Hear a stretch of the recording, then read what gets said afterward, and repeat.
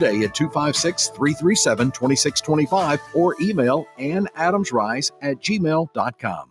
No representation is made that the quality of legal services to be performed is greater than the quality of legal services performed by other lawyers. A wise man once said, if you take care of old folks and children, everything in the middle will take care of itself. Hi, I'm Danny Aldridge, lawyer in Alabama and Tennessee. In the next 20 years, the number of those folks over 65 years of age will more than double.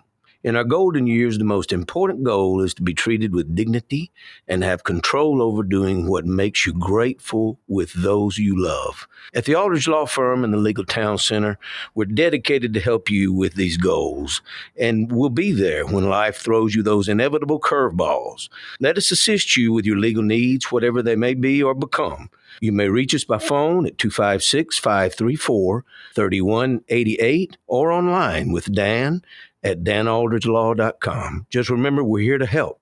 Whether it's personal injury, wrongful death, fraud and cheat, or estate planning made complete, we're here to help. You've been paying on that life insurance policy for years, but maybe you don't really need it anymore, or it's gotten a bit too expensive. Well, before you just let it expire, let Neighbors Insurance Solutions share with you some alternatives that you haven't considered. Don't throw away something that still may have great value for you. If you want to learn more about what Neighbors Insurance Solutions can do for you, call 256-763-7693. A death benefit could be a life benefit. Learn more at 256-763-7693. Normally, when you call a roofing company, all you hear is, you need a new roof. Not when you call Fleming Roofing and Restoration. Since 1965, the folks at Fleming have been focused on what you need, whether it's an easy repair or a full roof replacement, commercial or residential. And when it comes to storm damage, you want Fleming on your side. They know all the ins and outs of insurance claims and will guide you through the entire process. Log on FlemingHSV.com and book your free estimate today. Fleming Roofing and Restoration. We show up.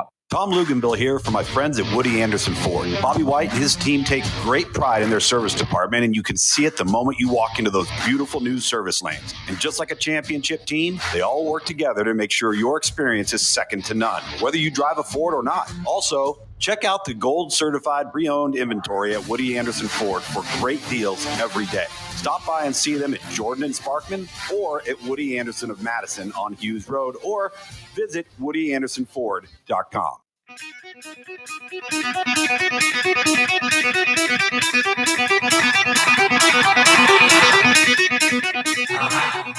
Welcome to Talkin' Ball with Scott Tyson and Drew DeArmond. Call into the Neighbors Wealth Management Hotline now, 256-576-4977. That's 256-576-4977. Now, here's Scott and Drew. Like that, we say we're back, we're live, we're brand new, and we are live on the road on a Monday. Once again, coming to you live from the Bill Penny Toyota Service Department, where their doors have just rolled open, and they will do so Monday through Friday, 7 a.m. to 7 p.m., and then on Saturday, 7 a.m. to 5 p.m. You can find the doors open here at the Bill Penny Toyota Service Department, where they can take care of all of your service needs. And remember, they do have Uber rides available. So if you got to spend some time here and you want to jot around town, you can do so. Here at Bill Penny Toyota Service Department, give them a find out here. Parts, service, whatever, they've got you taken care of. It's a Monday edition show, so that means you can have your good, the bad, the ugly from a weekend of college football, a weekend. That's all the Tide roll. The Tigers prowl. Hail, yes, Hail State. And then you also have Boomer Sooner. And it was Missouri romps. I shouldn't say romps, but Missouri escapes with a win over Kansas. What a weekend it was for several SEC teams. Yeah, it was. There's no question about that. It was a good weekend, and unfortunately, Scott, you're not the champions of Iowa. It was a 16-13. We are the champions of inept offense once again. Yeah, I'll just say that. Embarrassing. It was it was kind of a fist fight, but it was a 16-13 Iowa State win. I'll freely admit I didn't get to see any of it, but I did see the final score. I gagged watching pretty much the whole entire offense. And we also know that the Ravens gagged last night because Derrick Henry fumbled, even though he had a great football game, and fumbled late. They blew a 15-point fourth quarter lead because they choked and a 40-year-old kicker beat them.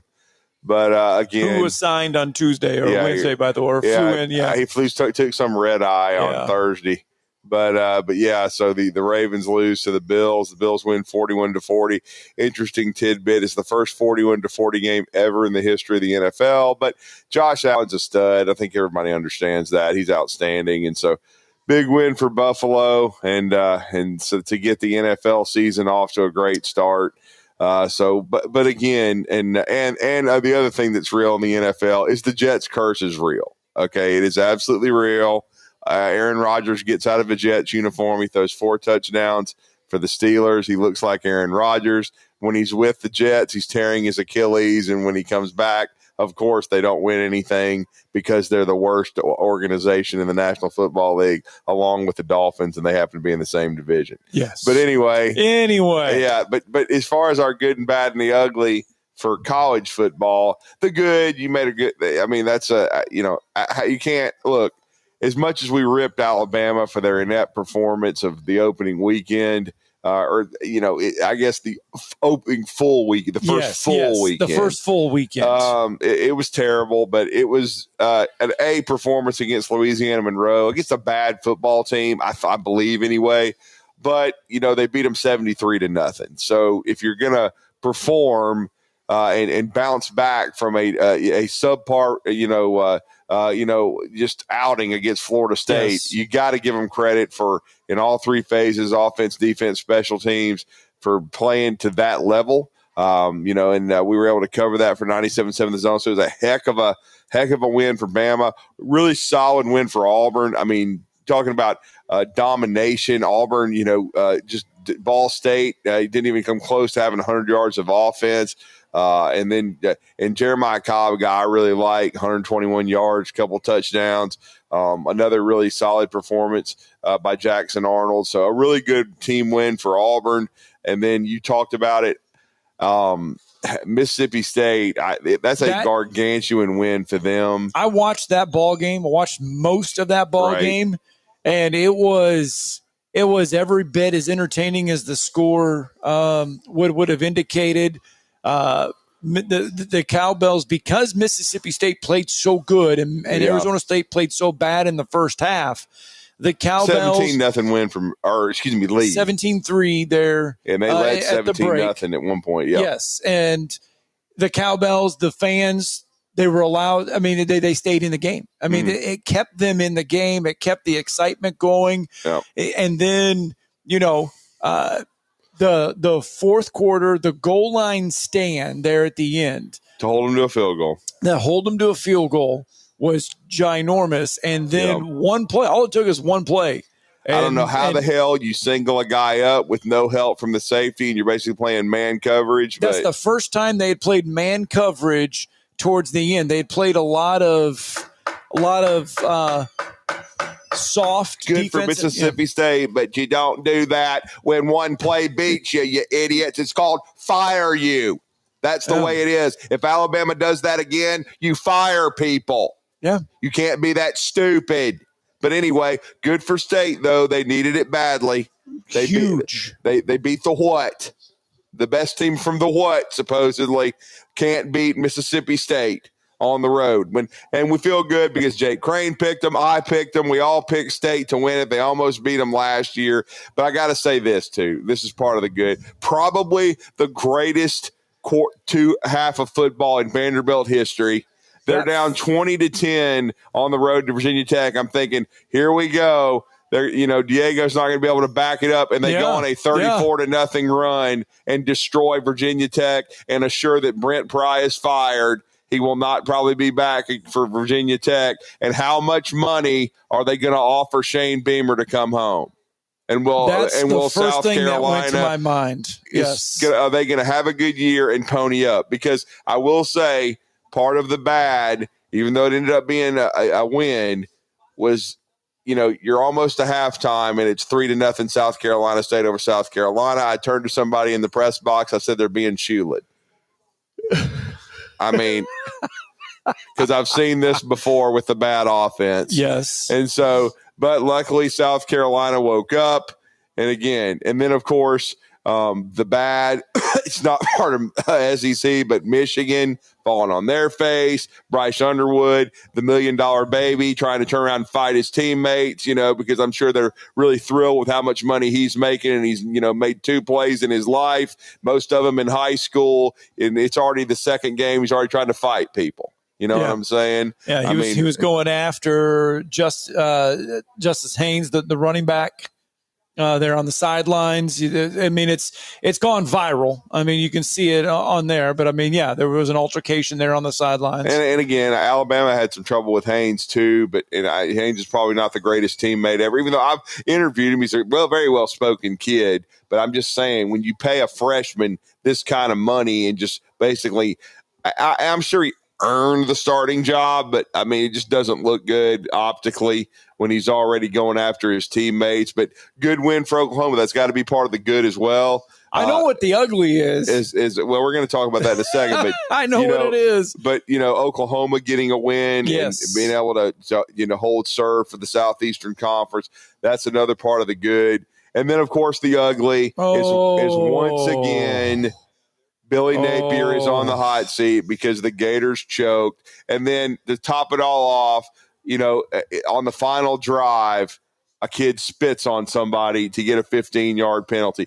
Yes. If I were the coach, that kid would be suspended multiple games and there would be no NIL checks. I would make sure of that. He'd be docked fines because you just screwed your entire team because you're an idiot. That's what would happen if I were the coach. That kid would be fined and suspended. Well, that is in reference to Florida losing to now ranked South Florida. South Florida with a pair of ranked wins to start the year, Boise State and Florida. That prompted Scott Strickland to issue a letter to all fans. He has to have one of these made every year just to get ready to send it. And in part saying Billy Napier will remain as the Gators head coach through 2025. But if you look at Florida's schedule, it does not get any easier for Billy Napier and company, with several ranked opponents on that schedule down the stretch. By the way, that is Florida's first loss to a school from Florida not named Miami or Florida State since 1938 when they lost to Stetson. Yeah, it's tough. I mean, DJ Lagway, who we all talked about being banged up in camp, you can't lose that football game. I mean, and look, man, Alex Scarborough is doing a great job. It's going to be hard for South Florida to hold on to him, but in South Florida, really sound defensively. Just watch, because I watched the last part of the fourth quarter in the press box before the Alabama game kicked off. I just wanted to see if they were going to finish it off, because Grammatica had missed earlier. We all know that.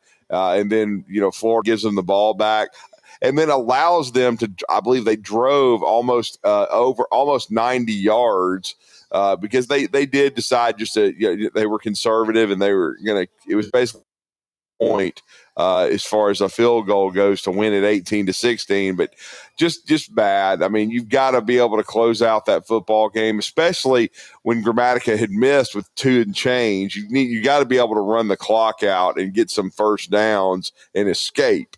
And, and Florida could not escape. And so that's just not good football, not good optics for Billy Napier. And I really like Billy a lot, but that's and again, it's not a horrendous loss from my perspective, because I think South Florida is pretty dang good. South Florida and Tulane may be battling it out to make the playoff potentially as the group of 5 representative.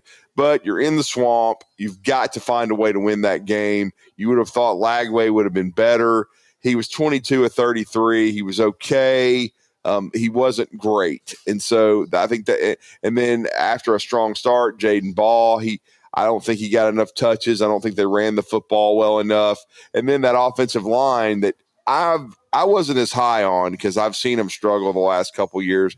I know they finished the year strong last year. I know they were supposed to be really good, but they didn't dominate the line of scrimmage against South Florida. And that was another part. And I'll give that part of our good. South Florida defensively and their defensive line was outstanding. I mean, it's coached better than Alabama's, but that's no shock to anybody. But I mean, they were. But I mean, again, they were dominating the line of scrimmage against a Florida offensive line that's supposed to be really good. So it was just an ugly loss for the Gators. I mean, you just don't you didn't want to see that for the Southeastern Conference, but certainly probably the only low light of the weekend really for the SEC. I thought the rest of the league acquitted themselves really well. 256-576-4977. That's the number to the phone lines. Let's visit from Mark from Spring Hill here on a Monday. Good morning, Mark. Morning. Hey, morning, guys. What a difference a week makes. Yeah, did their job against somebody that they should have whipped. They played very well. Drew, here's the thing that I wonder. Coach Saban said, was asked about last week. He said, well, you'll see the greatest improvement from week 1 to week 2. And what I saw was a bunch of hungry coaches. I talked about last week, no fire in the belly, no leader. And I don't know, I just saw something different. I mean, I know Womack was coaching like you thought he was the guy in Georgia, Kirby Smart. The TV at least showed him, they were even showing, all the different things he had on his back. And, they were, I don't know, I really believe that, I don't know, maybe this team needed to lose like they did on the road. They got enough talent. Can they beat Georgia? And I was going to see if you would answer that for me, and I'll hang up and listen. Well, you just glazed over the fact they got to play Wisconsin at 11 a.m. this Saturday. So if you don't beat Wisconsin, everybody's on the firing line again. So now comes the tough part, and you got to do it back-to-back games. Yeah, that's what I'm saying. You brought it at home on Saturday with all the goodwill of beating somebody 73-0. If you wake up at brunch on Saturday and get your ass beat inside Bryant-Denny Stadium by a Wisconsin team that's very solid, only giving up 10 points on defense, they haven't been spectacular offensively, but they've been efficient, and they're going to punch you in the face. They average 170 yards rushing. They do throw the football. They're balanced. But if you don't show up and you lose to Wisconsin, everything's out the window. Your playoff chances are pretty much already baked. Now, you haven't played an SEC game yet, but You got a bunch of tough SEC games. And this coaching staff, certainly everybody responded well, but they are going to be right back, on the searing hot seat if they do not beat Wisconsin. So worry about Wisconsin, beat them. Don't worry about Georgia, because it's not the time to worry about Georgia. Your asses better be focusing on Wisconsin and playing against them. I don't think they'll have Tim Keenan, in my opinion. I don't think they'll have Jam Miller. So they're going to have to continue to have guys step up in their place. I do think that they'll probably have Jaden Roberts maybe back in the starting lineup. He played a few series, did not start. Geno Vandermark did. And I think they'll have Ryan Williams back. Ryan Williams sat out the game with a concussion, but if he dropped one pass, I would bench him and play the other people. There's not going to be any mistakes. Get your head out of your butt. Quit worrying about your T-shirts and your stuffed animals and all the other crap, and focus on your job, because he's very capable. But Alabama played without him on Saturday, played well. Jeremy Bernard was Jeremy Bernard. He's the top weapon right now on the offense. We had an emergence of a running back who I thought looked the best of any of them in the first game, Kevin Riley, and he ended up getting a start. I thought he looked outstanding, 11 carries, 69 yards, and then he also caught 6 passes for 45. So I think he's earned a chance to start again against Wisconsin. And I thought the offensive line played better with more urgency. Mark did bring up a good point about the coaches coaching with urgency. Well, you better, or you're all going to be unemployed. Right. Okay. Because that's just the way it is right now. It's not going to be tolerated with, the money Alabama has spent and then, what you're making. So that was unacceptable. So they coached with an edge. That's great, but you got to keep it up. And I thought, Kalen DeBoer in the post game.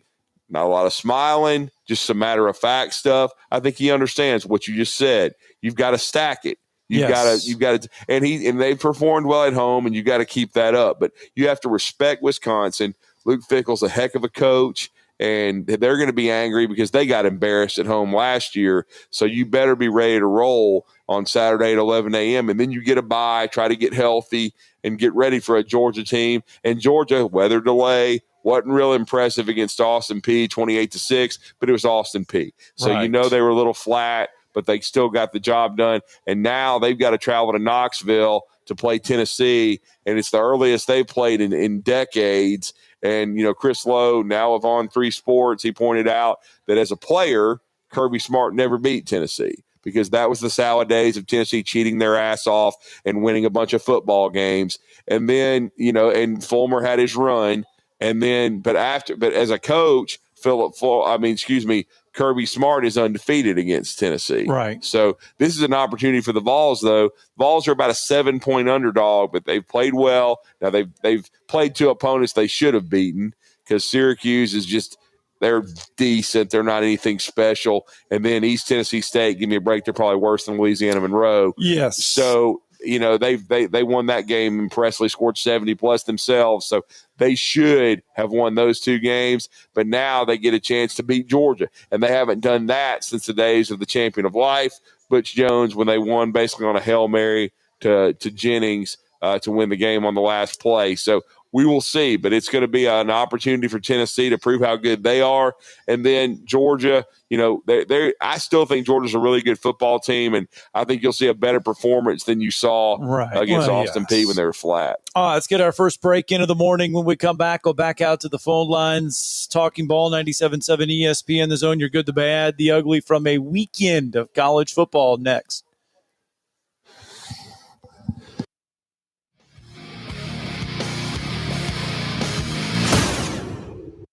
You're listening to Talkin' Ball on 97.7 ESPN, The Zone. By now, you know about Eagle Masonry and Insulation, and maybe you know that Eagle also does landscaping and dirt work. But how about after paint work? Shower doors, shelving, and mirrors, all taken care of by Eagle, the same Eagle that takes care of all your masonry, insulation, and landscaping needs. Eagle brings the same level of expertise to all these disciplines, and they're ready to provide you with a free quote. The website is the same, insulatewitheagle.com, as is the phone number, 256-755-1556. Give them a call and see what Eagle can do for you. Eagle saves you time. Eagle saves you money. Just in time for early fall adventures, what could be better than zero down on a new Ford? That sounds good to me. Hey folks, Bobby White back again for Woody Anderson Ford. It's football and camping season, and we've got a brand new Ford to take you there. Right now, Woody Anderson Ford has some strong $399 and $499 leases that come with zero down and 2 years of premium complimentary maintenance too.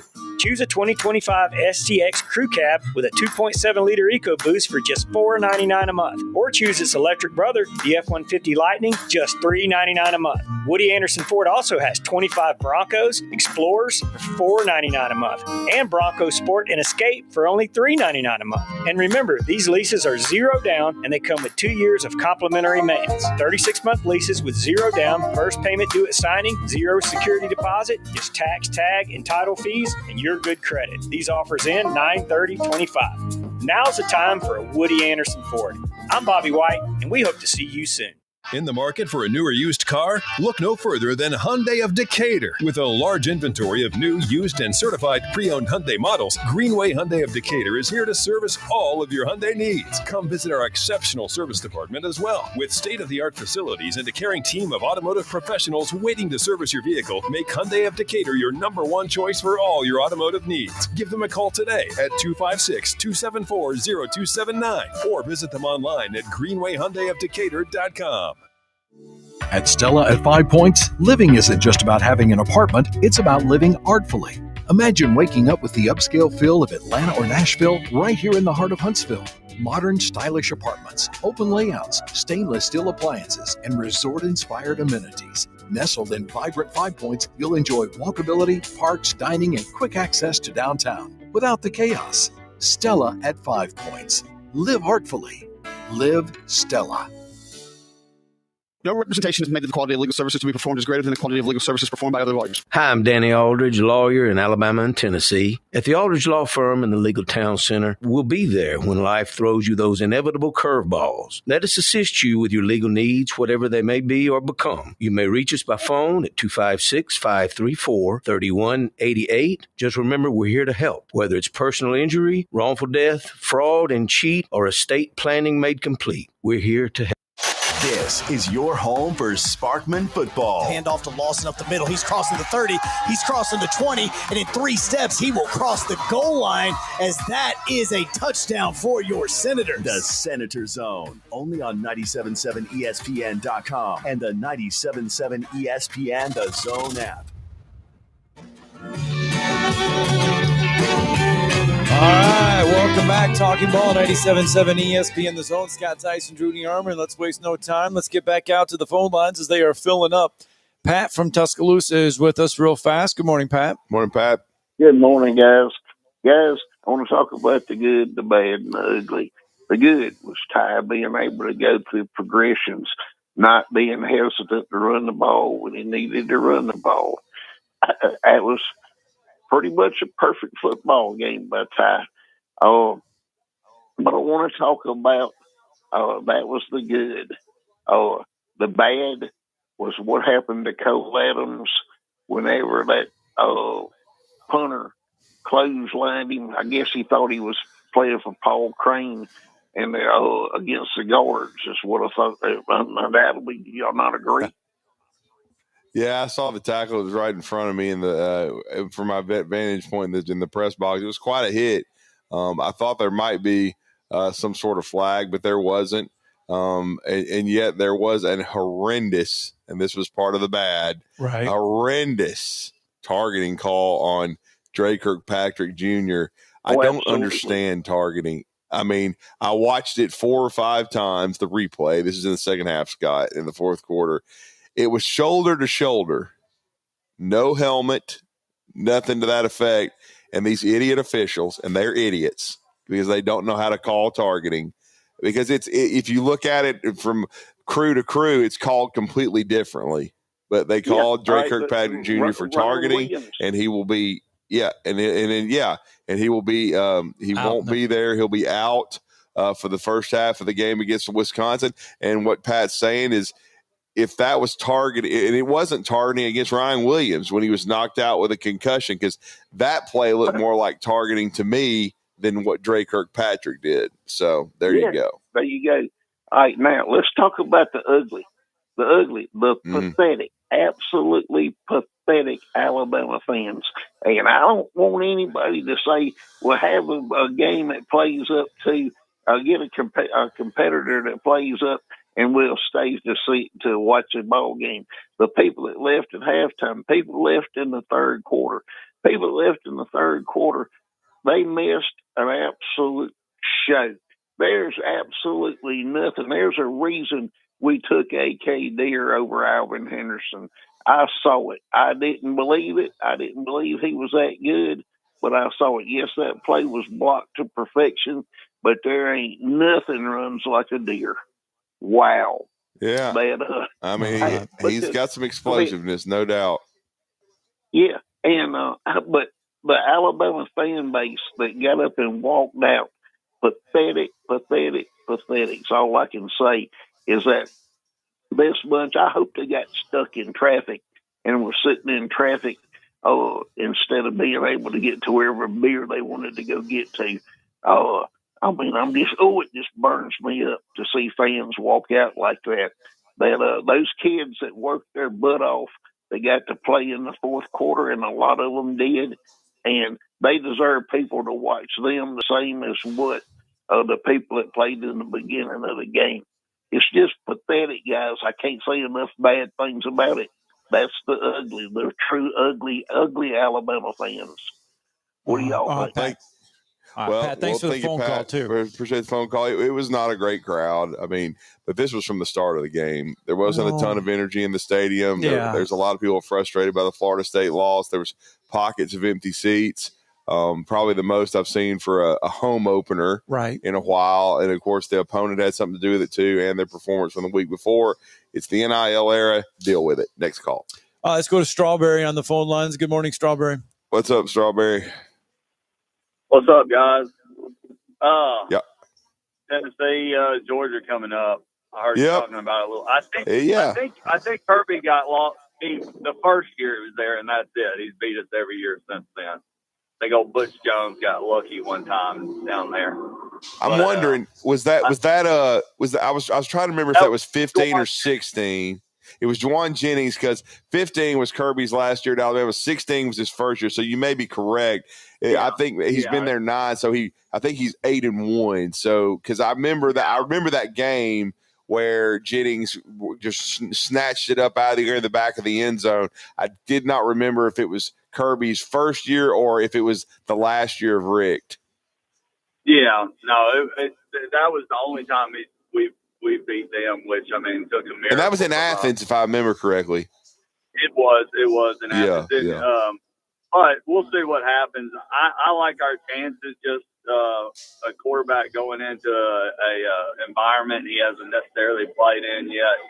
I think our environment stuff is going to be our biggest advantage, because there's a lot of holes on the defense. But I think it's their best chance since that year. I mean, because I really didn't think they would win in Athens last year. I thought Georgia was still too good, but based on what we've seen early out of both teams, we don't really know a ton yet, but based on what we've seen, I do think it's Tennessee's best chance since 2016 to beat Georgia. Yes, I would. Yes. Yeah, no, I agree. My good, bad, and ugly. My good is that game, that NFL game. I have to skip all the way over college this weekend. That was crazy, man. Or John, that Buffalo game last night was one of the best NFL games I've almost ever watched, except for, defense isn't what it used to be. But holy cow!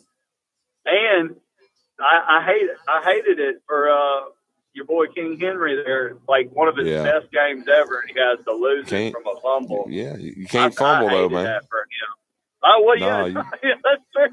But everybody will remind him for 30 years. Remember that time you busted 3 30-yard runs and 175 yards? And can't fumble off the game. But I hate that for him. Yeah, now me and my wife were watching it. Her fantasy football quarterback is Jackson and mine's Allen. So we were hollering back and forth. And Josh Allen's just a stud, man. I mean, he's just such a unique player. I mean, what a great player he is. Yeah, hey, and there's a fourth team in Florida, so people need to watch out. I'm not sure that Florida's even the third best program right now in Florida. So, and they don't even play in a rented stadium, so they need to watch out down there. Yeah, they go to Miami too. That's going to be real interesting, man. They go South to Miami, Florida and Miami. That's going to be. I mean, wow! On the they beat the CW, Canes, by the man. way, on the what? It's being broadcast on the CW. Oh God, his Family Guy doing the play-by-play. The South Florida fans need to get some signs that have Miami logos instead of the real South Florida there. But I don't know, man. The bad would be the competition we've seen this last weekend for Auburn, Tennessee, and Alabama. We didn't do anything except for show out if they want to. Yeah, and the ugly is that Florida game. But hey, see y'all. Agreed. Guys.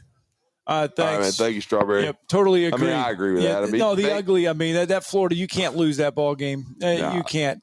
And Alabama and Auburn did what they're supposed to do. Yes, man. They checked the boxes when they were supposed to check the boxes, and it's one of those things. All right, we got to get a break in because Alex Scarborough is on the other side. We'll get his thoughts on Alabama's performance against ULM, and we'll look ahead to Saturday's game with Wisconsin, a little different opponent. Things will be a little bit different, but it's at home still for Alabama. That's the good news. Let's get a break in. Alex Scarborough next.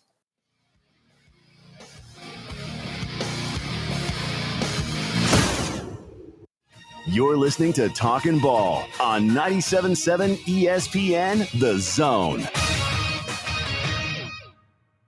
Your Fox 54 weather. I'm Fox 54 meteorologist Emily Owen. A cool start to this Monday, seeing temperatures in the mid and upper 50s. Will gradually warm into the low 80s by the afternoon. Expect to continue to see mostly sunshine. Heading into late Monday night, we'll continue to stay quiet, seeing low temperatures fall into the low 60s. Your Fox 54 weather, only on 97.7 ESPN The Zone.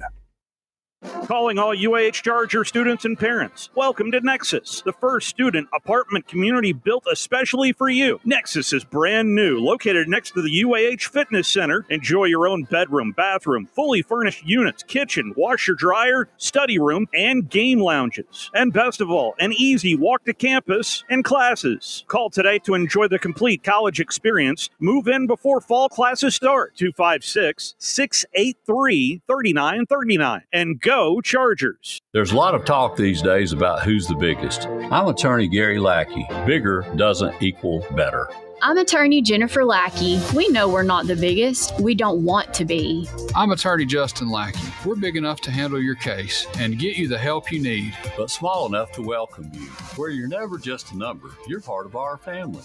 The Lackey Law Firm, 1-800-4RIGHTS. No representation is made that the quality of the legal services to be performed is greater than the quality of legal services performed by other lawyers. Hey folks, Bob Baumhauer here. We're extremely proud that Baumhauer's Victory Grill has been serving Alabama for 43 legendary years. Our motto is legendary fun, legendary food, and we strive to make every dining experience a special one for all of our guests. Our menu features delicious, always fresh and scratch-made in-house recipes. And of course, our award-winning wings and sauces. And don't forget, our happy hour and halftime daily specials cannot be beat. Baumhauer's Victory Grill, legendary fun, legendary food.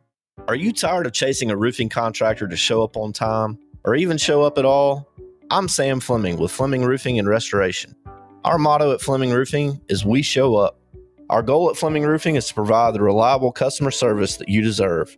And we have the resources to meet all of your roofing needs: residential, commercial, industrial, replacement, or repairs. We are manufacturer certified for roof coatings, single-ply membranes, and asphalt shingles. Whenever you need a roofing professional you can count on, call Fleming Roofing and Restoration. We are committed to finding the solution that meets your needs. We don't have quotas or heavy-handed sales tactics. Fleming Roofing. We have expert experience. We show up. Free estimates. Residential, commercial, industrial, replacement, or repairs. Check us out at FlemingHSV.com. FlemingHSV.com. When you need a quick response, it's Fleming Roofing and Restoration. We show up. The Drive with Wes Neighbors and Steve Moulton. Weekdays from 5 to 7 p.m. Only on 97.7 ESPN The Zone.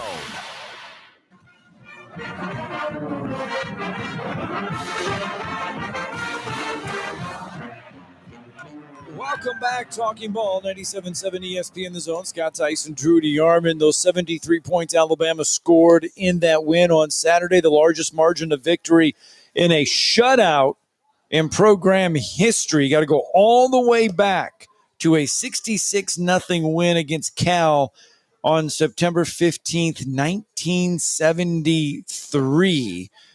And the Alabama quarterbacks, 7 touchdown passes, matching a school record set against Southern Miss back in 1950. So, yes, it was ULM. Yes, it was an overmatched opponent for Alabama.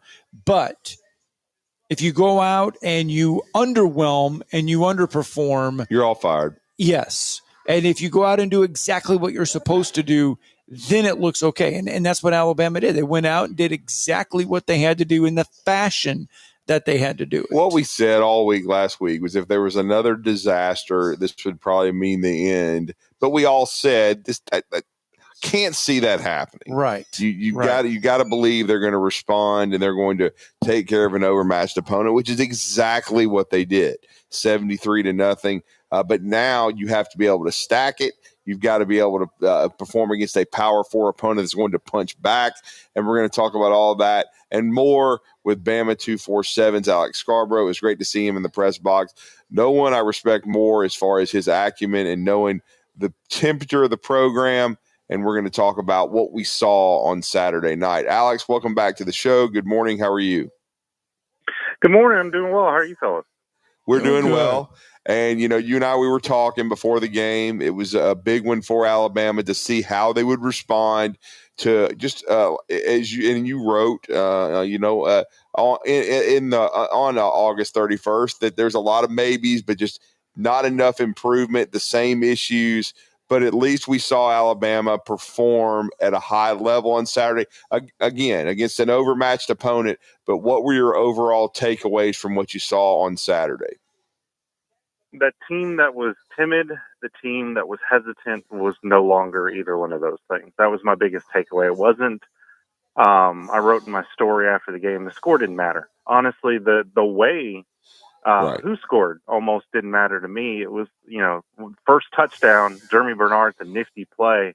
The thing I liked the most out of all of it was Richard Young's block. There's a play later where Jeremy Bernard, there's a Cam Dewberry seal block on the edge where if that doesn't happen, Alabama's screwed, and he's pointing toward the sideline. He's fired up, and, Lotsier Brooks has a nice play, goes to the sideline, and Ryan Williams is in his ear. There was juice. There were guys executing, and when it happened, they were celebrating, and they were doing what Kalen DeBoer wanted, which I think he was a little bit mystified why it wasn't happening in the Florida State game, which is just play football, guys. Like, you've been doing this your entire life. This shouldn't be that complicated. You shouldn't be hesitant. Just go out and play, and if you make a mistake, live with it. And we started to see that. We saw him cut it loose, and that's what you're supposed to do against an overmatched opponent in ULM. But I really like the energy, the effort, the enthusiasm, all those things that were missing in Tallahassee showed up in Tuscaloosa. Now, the key is, how do you replicate that?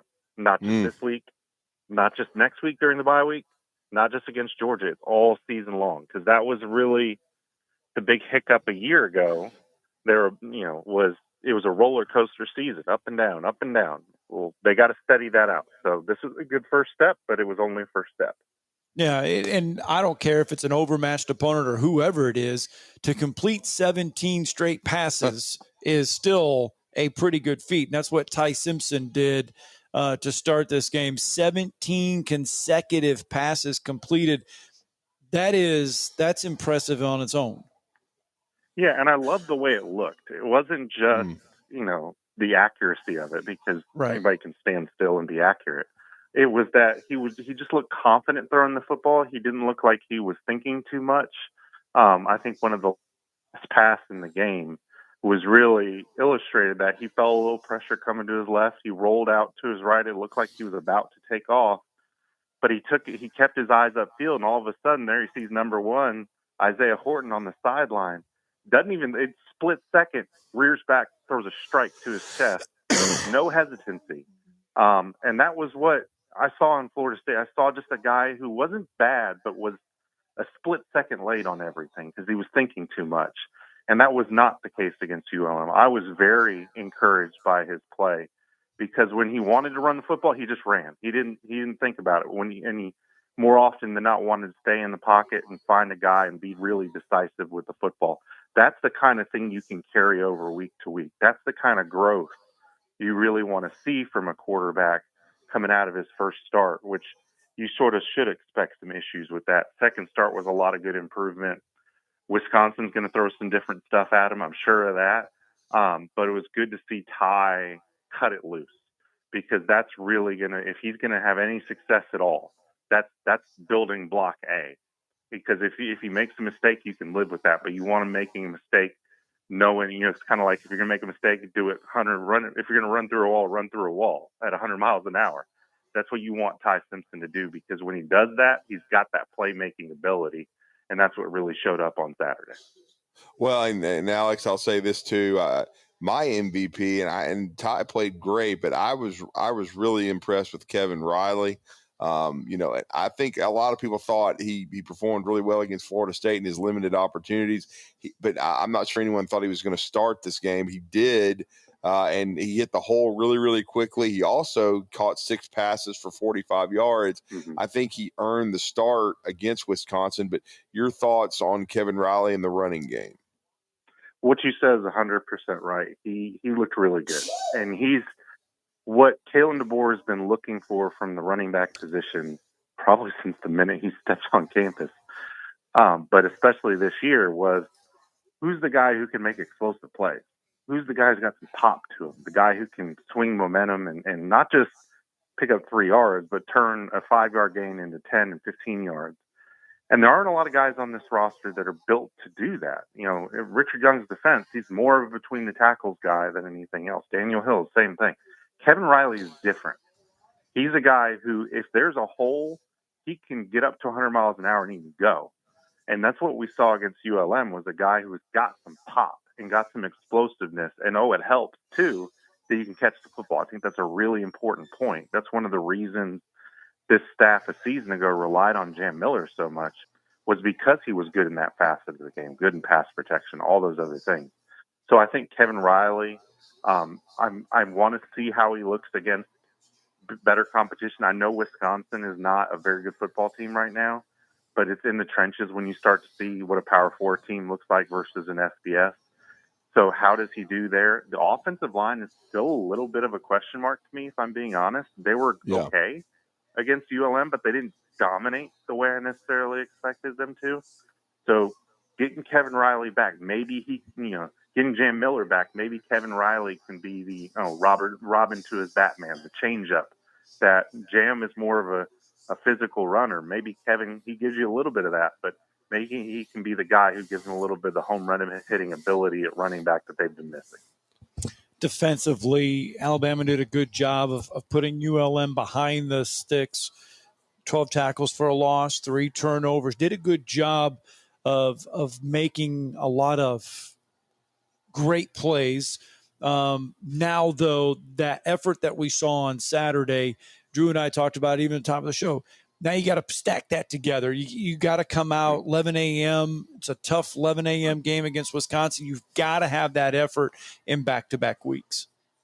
Yeah, you got to hold on to that feeling against Florida State. Yes. I think that's really the key is for this whole season. Like, wear that and know that every week you have to prove it. And really, from where I sit in the press box, they got to prove it to me every single week. So play like that. Play with your hair on fire. I thought the defense did play well, especially in the turnovers. I thought the secondary was really good. A little bit of, beneath the surface issues, 12 missed tackles, not great, especially coming off the Florida State game where there were missed tackles there.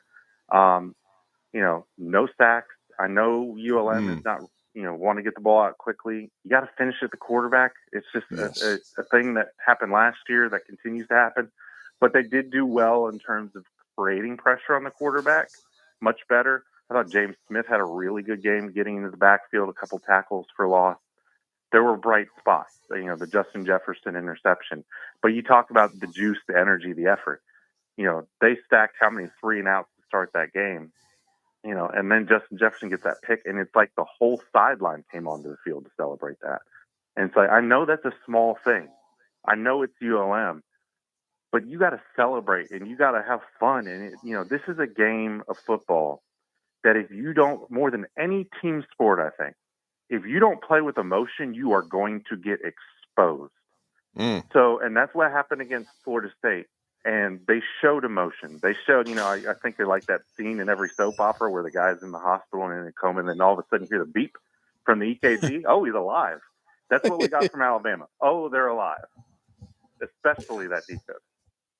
Well, and then also I think another thing we realized in the kicking game, good to see Talty, make a 46-yard field goal. But I will say, I think we're also seeing, to me, that what Alabama lost a year ago with Cole Adams, a guy that he drew 2 15-yard penalties, but still was able to catch the ball clean. He tracks it really well as a punt return, made an explosive return, even though he did get clotheslined. But Cole Adams is a guy that I think, and he was named a player of the week right before you came on by the coaching staff, is someone, though, that can factor in both special teams. And then, of course, he also had a touchdown catch as well. Yeah, I thought I was watching WWE when he got clotheslined. I was like, right. I've seen this before. You throw somebody off the ropes, you bounce them back, and you just smack them to the ground. Like, I don't know how it's not a penalty, but props to the punter for making a physical play. To your point, yes, Cole was solid, and I think in some ways they've answered that punt return question, that was a pretty big question a year ago. They threw Ryan Williams back there, and he made some plays, but he was also a little bit shaky. And if you go back 2 years ago with Kool-Aid, man, it was, tremors shaky all the time. So if you can get just consistently fielding the football, that's a plus. If you can get a guy who can make plays on top of that, which Cole has a little bit of that to him, that's even better. What he will do on offense, I'm still a little unsure, because when you get Ryan Williams back, he's going to play. I don't know if you can keep Lazier Brooks off the field much longer either, because that dude can play football. I know it's against ULM, but you watch it. It reminded the spring I sat there and I wrote on our message board, give me all the Lazier Brooks stocks. I want all of it. I'll buy it all now, buy low, buy low, buy low. And then, it sort of quieted a little bit. And you saw the first step chart, and Florida State, he wasn't on it. So to see him, Ryan Williams gets out, he has a concussion, they shake things up. He's put in to the starting lineup, and man, he really took advantage. Got so much short area burst. Reminds you of Jalen Waddle in that respect. I think he's going to be a guy that's going to play quite a bit. Cole will figure in, because he is a guy, especially in that slot, he knows how to find open space in the defense. But they got a little bit of a good problem at receiver. I think they got guys who, 4, 5, 6, throw Rico Scott into that mix as well, who they're going to want to get on the football field, and maybe situationally we'll have to figure out where those guys fit.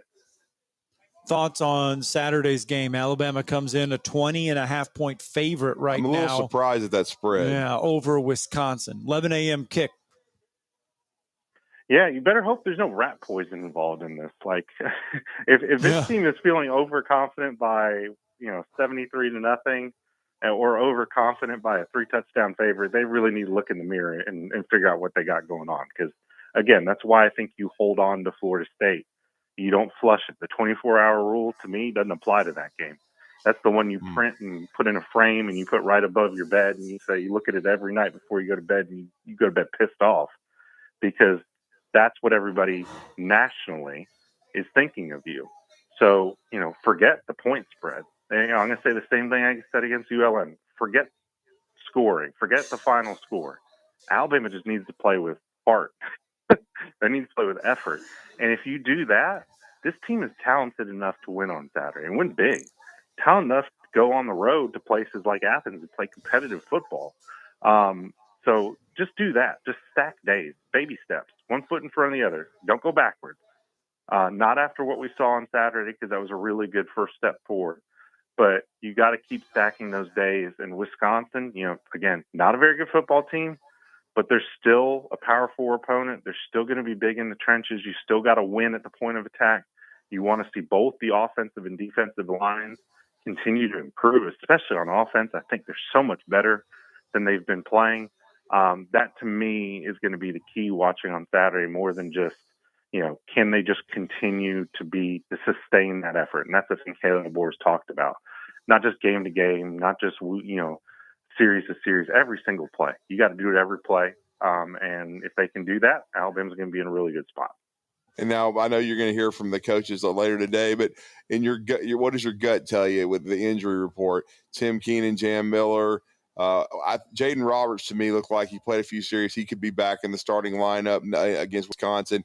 And then do you think we see Ryan Williams against the Badgers? My guess is with Jaden that more than anything, I think they just want to see him prove it. It's not, I think people need to remember that even before the concussion, there was a competition there. There were several practices where he was running with the second team, because I think they just looked at him and said, look, we know what you're capable of, and it's more than this. And you got to start putting it on the football field. So I have a feeling like it's going to be a short leash for those two guards, Gino Vandemark in particular, that if they don't like what they see out of it, that they won't hesitate to put Jaden on the football field. And I sort of think of that the same way as it relates to Jam and Keenan, because both of those injuries, they may be fine. They may be ready to go. But I think in an ideal world, you roll Kevin Riley out there and you say, don't let us put Jam on the field. Be too good. Take this thing away, and then we'll reassess coming out of the bye week, because Jam is going to be your starter. But I think with a collarbone injury, It may look fine on x-ray. Jam's a physical runner. He's going to lower a shoulder, and you just want to, if you can be a little bit cautious with it, if the score affords that, I think that's what you do. And the same thing as it relates to Keenan.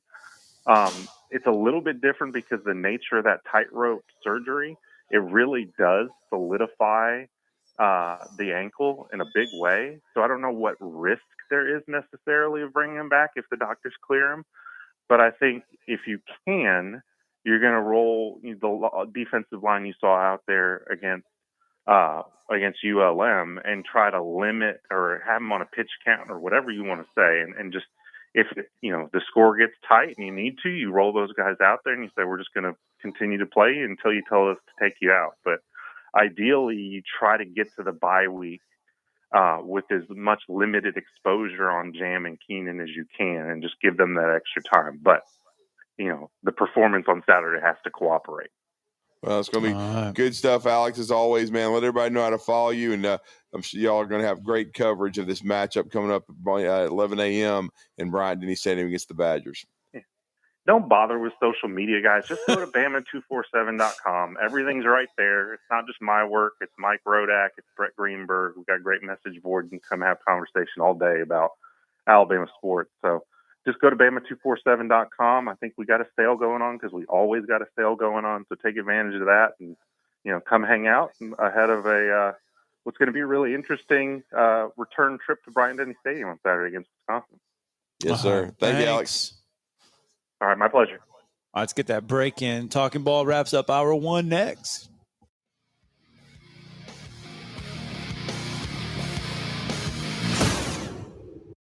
You're listening to Talkin' Ball on 97.7 ESPN, The Zone. Firehawk Aerospace is a non-traditional defense contractor advancing the state of propulsion to strengthen the U.S. Defense Initiative. Founded in 2019, Firehawk Aerospace established early leadership in manufactured propulsion with the development of 3D printed hybrid rocket fuel grains. Visit firehawkaerospace.com to learn more. That's firehawkaerospace.com. Since 1983, Berkshire Hathaway Rise Real Estate's Ann Adams has been your local go-to real estate expert in the area.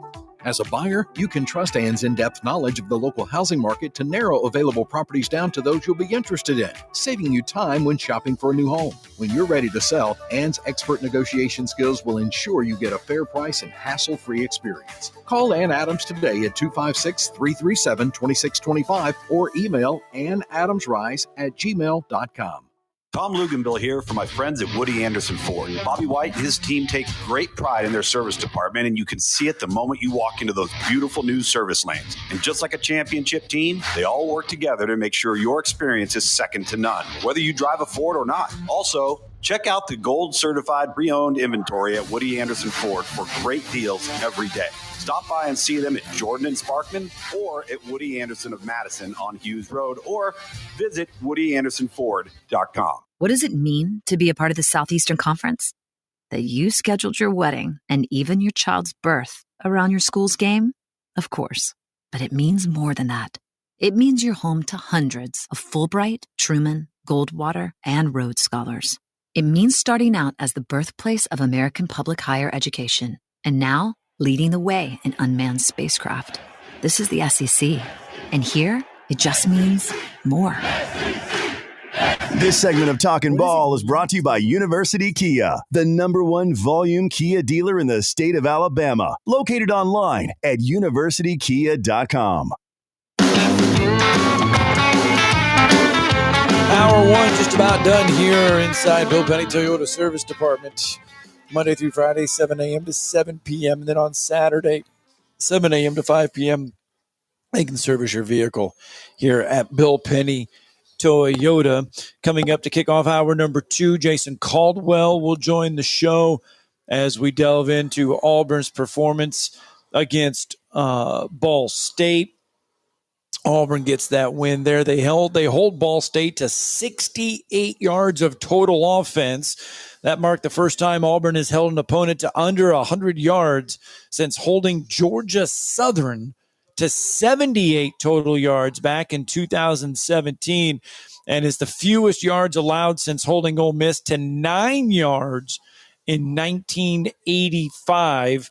Ball State had negative 3 yards rushing, which is the fewest since holding Akron to negative 3 in 2021. And so Auburn has not allowed, in 2 games this season, Auburn has not allowed a first quarter touchdown in the first 2 games of the season. So that's against Baylor and Ball State. So I get it. Baylor probably a little bit more impressive, especially. Well, we saw what they did to the top 12 program in America, the SMU Overrateds. Yes. In Dallas. Yes. Who had a 14-point lead in the fourth quarter and did the Ravens and choked it away. So I listened to that and listened to him miss a 38-yard field goal in overtime as Rhett Lashley's claiming that they're a college football playoff program, which is a joke. Auburn checks in at number 24 in the AP poll. Alabama 19 in the Crazy. AP I think poll. it's the first time Auburn's been ranked since 2021. Correct. Jason Caldwell. They're ranked right now. Will slip in next. We'll talk more about Auburn's win over Ball State. Coming up at the top of the hour, it's Talking Ball, 97.7 ESPN The Zone.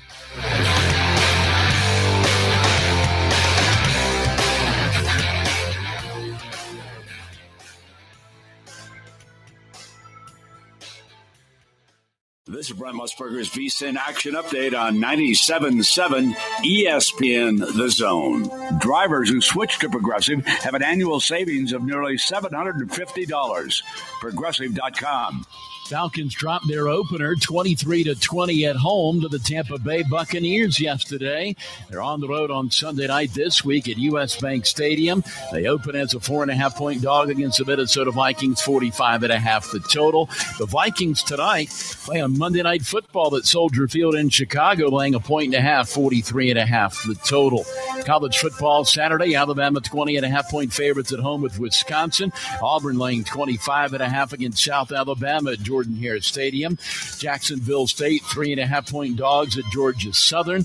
Akron 11.5-point dogs at UAB, 52.5 the total. For more, go to VSIN.com. Mike Sennett, 97.7 ESPN The Zone. WCZN, Union Grove, Huntsville, Alabama. 97.7 ESPN The Zone. SportsMed is the official team physicians of the Rocket City Trash Pandas. And if the pros trust SportsMed, you can too. SportsMed provides every service you might need for complete orthopedic care, specializing in orthopedic surgery, sports medicine, joint replacement, spine surgery, neurosurgery, and podiatry. And they offer their own brace shop, in-house full-body MRI, physical therapy, walk-in clinic, and so much more. 4 locations and on the web at sportsmedalabama.com. This hour brought to you by SportsMed Orthopedic and Spine Center. Online at sportsmedalabama.com.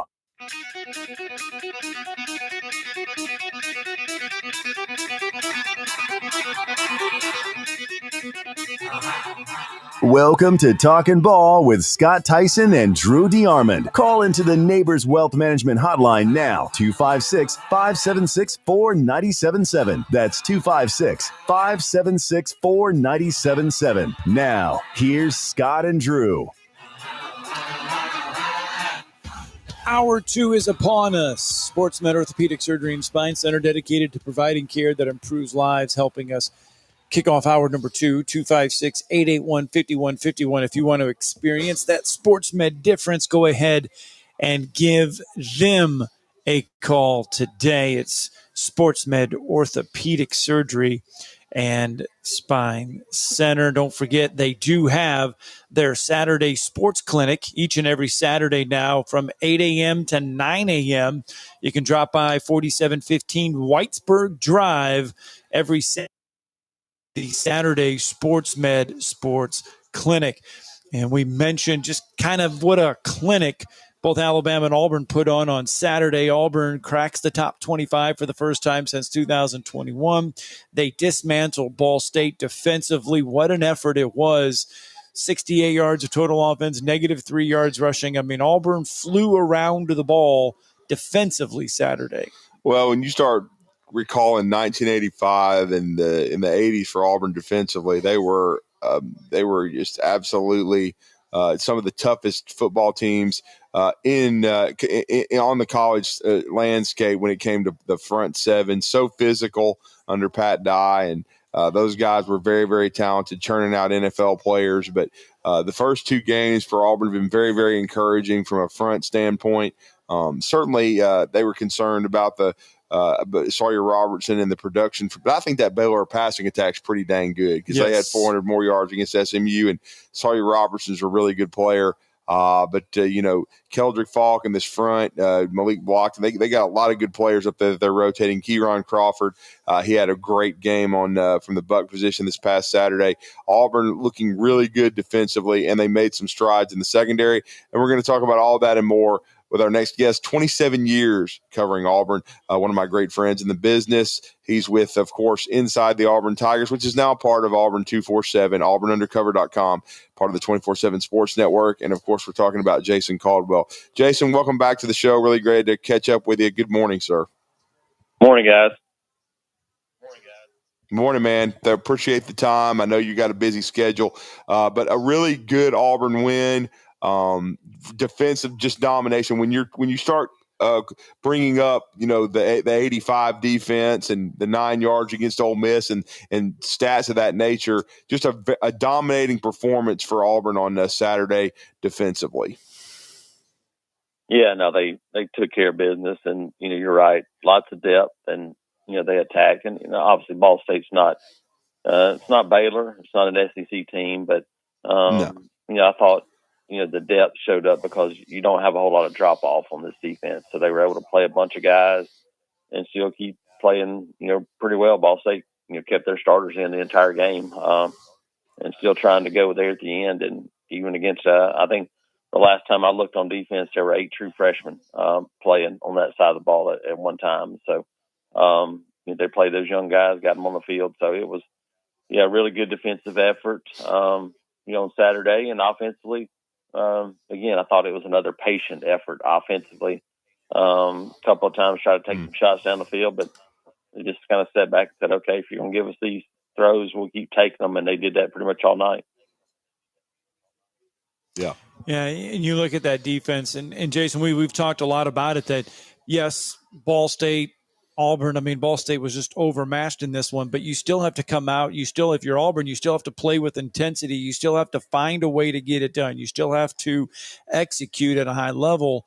And that, that I think was what was impressive, was that they found ways to execute at a high level. They didn't come in and have a big drop-off from that game against Baylor.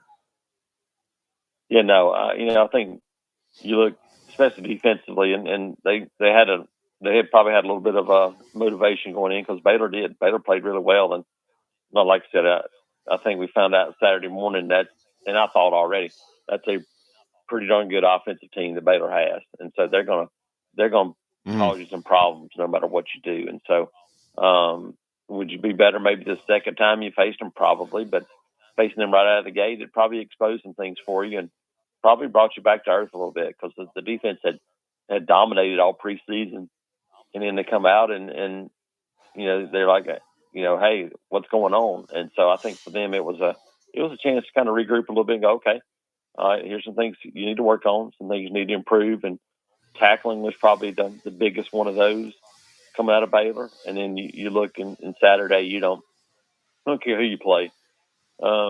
You don't give up less than 70 yards if you don't tackle really well, and that was probably the biggest difference. And then speaking of defensive guys that have stepped up, I know you mentioned it in your column after Saturday, but I know from Munford, Sylvester Smith, who's playing really well in the secondary. You mentioned him, and I'd like you to talk about him. And then, of course, We see it a lot now in the transfer portal. But Xavier Atkins, the transfer, the linebacker from LSU, and there was some question coming out of camp about Auburn's linebacker core because they had some production to replace. But certainly, I think the early returns are good. Yeah, no, Sylvester had a really good game, and a guy that continues to kind of come on as that versatile guy. When you start talking about playing the nickel, playing safety, he can do a lot of different things for you. So he had a really good game. And then Xavier Atkins is, had a little bit of experience last year at LSU, but you look at him and coming in, there wasn't any question about the talent level for this linebacking group. It was just a matter of getting them seasoned enough to go out there and play. And Robert Woodard had played some. You brought in Caleb Wheatland just in case you needed that older guy. But these young guys have stepped up. Xavier Atkins obviously got DeMarcus Riddick as a true sophomore. And then we saw a lot of Elijah Melendez on Saturday. And then we saw some of Bryce Diaz as well. So they're getting those young guys in the mix and playing them. But Xavier Atkins is a down the hill, like full bore, head hunting kind of linebacker. And so far he's been guys giving them a spark. Offensively, no Damari Alston on Saturday. They hold him out, shoulder. Jeremiah Cobb gets his second career start. Good performance. Cobb looks good in that game against Ball State. Really like him, man. Yeah, a guy that's been watching for a long time and just kind of seeing him continue to get bigger and stronger. And now you see kind of some of that on the field. He's more of a home run hitter kind of guy for them, but he doesn't often rephrase that. He always falls forward. He's a guy that has a good body lean to him and kind of gives you a little bit of that Trey Mason stuff. He's not quite as physical as Trey, but you look at him and he's the guy that gets to the second level and can make some plays. So I thought it was a good opportunity for him to kind of take the next step as a running back and be the guy that gets those first carries. And I thought he did a really good job. And overall with Alston, I know his shoulder's banged up. Do you think they'll hold him out against South Alabama, continue to get Jeremiah Cobb reps as RB1? And I know Darrell Robinson, the transfer from UConn's another one they like a lot. Are they going to be cautious with him before they head to that kind of the toughest part of the mid part of the schedule? Or do you think Alston might be back Saturday? Yeah, I could see him maybe getting him 6-8 carries. And then trying to, just kind of stay fresh because early in the year, you don't have a ton of contact. So being able to get him some contact and kind of stay in that mode would probably be important. So I could see them getting him a few carries here or there on Saturday. But, South Alabama, it may take everything you got. That's a much better team than Ball State that you'll play this Saturday. So you're going to have to go in this preparing to play everybody you got and try to win the game. So I think as long as he feels good, he'll be in the plans and he'll be ready to go. And then with Jackson Arnold, you talked about him being patient. He was 24-28. He used his legs quite well against Baylor. We know he's a really good athlete. We saw that against Alabama last year. But the big key, though, they're limiting mistakes, no turnovers for Auburn, and especially Jackson Arnold not turning the football over, which was a huge problem for Auburn last year because they lost so many close games due to the fact of of not taking care of the football.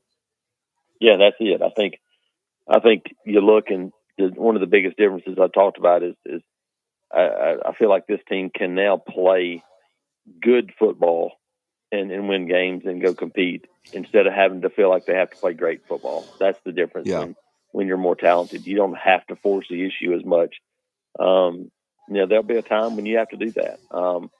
But I think for this team, you're able to go and win football games and feel like, okay, we don't have to take too many chances. And they haven't been able to do that because they haven't been talented enough the last 4 or 5 years. And so it's been a big key for them. And I do think Jackson Arnold's done a good job of again, I talked about, I think the key word for me in 2 weeks has been patience. They've been really patient on offense. They haven't forced the issue, haven't tried to do things, outside of what the defense is giving them. And I do think this team is is talented enough now that if they make the right decision, there's going to be a play to be made, because you have options at every level. Lots of wide receiver options. You can run the ball. Quarterback can run. I think as long as you make the correct decision, there's going to be a play to be made, and that has not been the case the last few years. Jason Caldwell joining us on the Neighbors Wealth Management Hotline. Jason, through 2 games now, you look at this Auburn team. What areas do you think, though, that they still kind of need to improve in?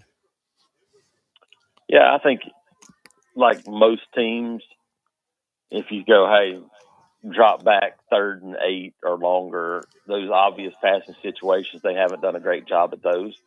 But that's usually the toughest one for any offense to do. Yes. So I would say probably this obvious drop back situations, they got to do a better job of protecting and making some of those. So that's probably where you start. Still, questions in kicking game, because Alex McPherson's a guy that I think, they'll continue to use in short situations, field goals, extra points. Tried Towns Magoo in a long field goal the other day, but has a sprained ankle. Connor Gibbs from from Southern Miss did a good job in kickoffs and kicking. Won't be surprised to see him get those opportunities from, I feel like, maybe outside 35 yards right now. That's probably where it feels like Alex McPherson is. And so to me, that's the question. And then I think now just kind of building on what you've done. Can you improve and take steps forward? Because that's going to be the key, because obviously the schedule is going to get a lot tougher as you start moving forward. And then as far as this offense, I know it, and we haven't even really mentioned him until now, but we knew the wide receiver group was going to be talented. Singleton really started to emerge in this game, had 2 touchdown catches. Coleman had 7. But a guy that I've heard you guys talking about, and we kind of heard some buzz about him in Atlanta, he's a transfer from Wake Forest, but it sounds like Horatio Fields is kind of becoming a glue guy that they can really count on. Yeah, no, he's talented, kind of always in the right place. He's the most physical guy they've got outside in terms of blocking and doing those things. So that's going to keep you on the field. But he's just been really steady. You look at having Cam Coleman, Malcolm Simmons, Eric Singleton outside. You got those 3 guys that are all so dynamic. And then Horatio Fields isn't a slouch, but you look and go, man, he's a guy that can find the hole, find the open spot. And do the things he's done. And so he's done it. He's made some physical catches. And so, yeah, he's, you look up at the end of the game and you go, yeah, he's got it. There he goes. Another 4 or 5 catches for 50, 60 yards or whatever he has. And you do that for the course of the season. And all of a sudden you look up and go, that guy had a really productive year. And that's kind of what you expect him to be at this point.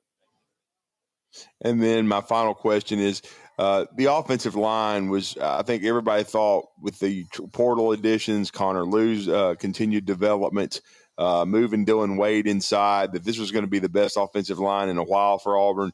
How have they started to gel? And they're going to be a big part of this tougher part of the schedule that's coming up when you go to Texas A&M and you go to Norman. Yeah, no, you look at this team and the challenges ahead, obviously are going to be really difficult. I do think this is a team that's made to go win in places they haven't had a chance to win in the past.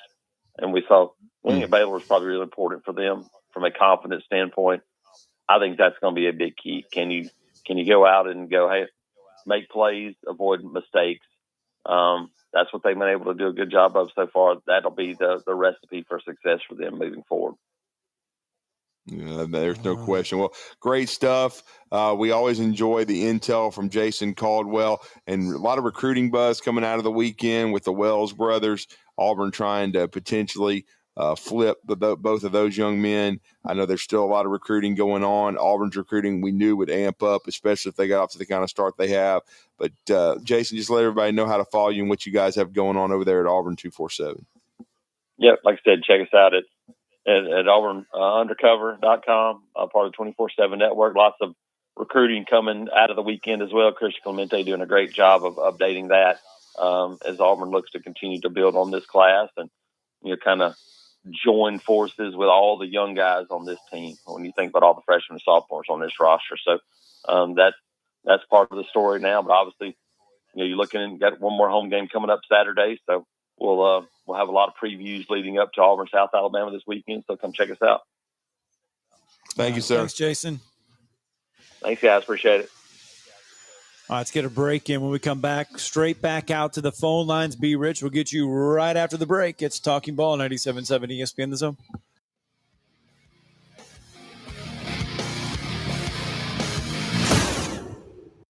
You're listening to Talkin' Ball on 97.7 ESPN The Zone.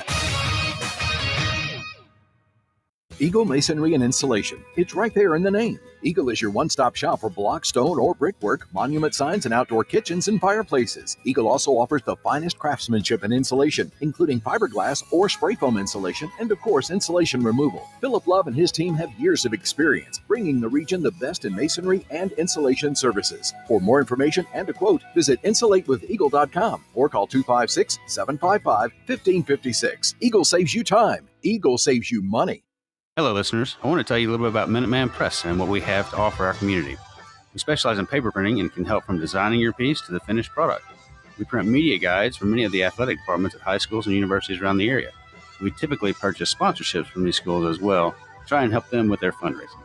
Once we have reached our new normal, we also print all types of marketing materials for you to hand out either in person, via mail, or at various trade shows and events. At Minuteman Press, we're not just putting ink on paper, we're building relationships.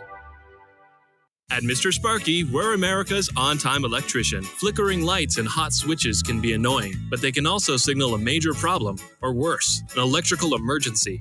So play it safe and leave it to the experts at Mr. Sparky. Trust our team of professional, clean, and friendly electricians. We'll get it done right and get it done safely. You don't have to put up with any malarkey. Call 888-8-SPARKY. Independently owned and operated, licensed in the respective state or county. Tom Abraham here for my friends at North Alabama Mortgage. Did you know that average home equity is at an all-time high? But so is average consumer debt. Even though rates are higher now, you can use your equity to pay off your high consumer debt, student loans, etc., then refi when the rates drop. Don't put off that new home purchase. When rates drop, prices will go up. Buy now and get the best price and then refi when the rates drop. This is the time to talk to the experts at North Alabama Mortgage. Visit NorthAlabamaMortgage.com for more information. Specializing in simple and affordable rentals, McCurry Van and Car Rental can make sure you have just the right vehicle for your next family vacation, weekend getaway, or if you just need transportation while your vehicle is being repaired. McCurry carries Ford Transit vans and Mercedes Sprinter vans, trucks and work vans, and more. And they offer discounted rental rates for long-term rentals. Now with 4 locations: Athens, Muscle Shoals, Coleman, and Huntsville. Log on McCurryRentals.com to make your reservation now. That's McCurryRentals.com. From heirloom diamonds to contemporary jewels, Loring & Company is the place to find something truly special. Whether shopping for a diamond ring for that once-in-a-lifetime occasion or marking a milestone birthday or personal achievement with a Rolex watch, you'll find just the thing in our edit of the world's most sought-after brands, including David Yurman, Roberto Coin, Marco Bicego, and Fopé. Expect a treasure trove of the world's most unique, even breathtaking earrings, rings, necklaces, and bracelets, making choosing just one piece a challenge in itself. Loring & Company Jewelers on Airport Road. 97.7 The Zone. Now on Saturday, you are willing to give a little extra. Then you, because of your preparation and the things I'm trying to get across to you. And if we do that as a team, 11 at a time, 4 years from now, we'll be walking out of here national champion. And I'll tell you this, I expect nothing less. 97.7 The Zone.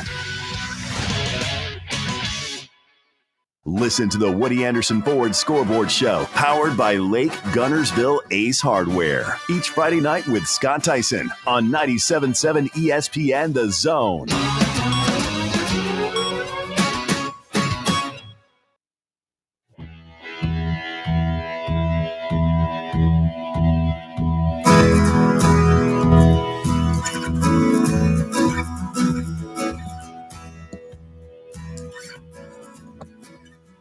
Talking Ball 97.7 ESPN The Zone. Scott Tyson, Drudy Yarman on a Monday morning. We're live from Bill Penny Toyota, sitting out here in the service department. Let's go out to the phone lines. B. Rich is with us on a Monday. You're good, the bad, the ugly rolls on a Monday. Good morning, B. Rich. Thank you for holding. Good morning, fellas. You got it. Absolutely. Hey, just wanted to drop good, bad, and the ugly here. My good was Alabama just taking care of business, do what they're supposed to do, on to the next one. My bad, WZDX, Fox 54. What you guys let me down. Where are the Falcons on the opening week? God. On the opening week of NFL football, I can't find the Atlanta Falcons in Huntsville, Alabama on any TV station. If I wanted to listen to them on radio, I know you guys are the home for it. I wanted to watch them. So bad. What game did they give? Fox 54. They did not have a 12 o'clock game. They did not. On the opening week NFL football. No 12 o'clock game. What are you doing? Do you like advertising? Do you like making money? Do you like to sell? Do you like to pay people at your radio station? Hell, I'll come up there and I'll sell the advertising. I'll take all that money. Anyways, I'm a little worked up about that. Yeah, I understand. Which leads me. Yeah, go ahead. No, go ahead.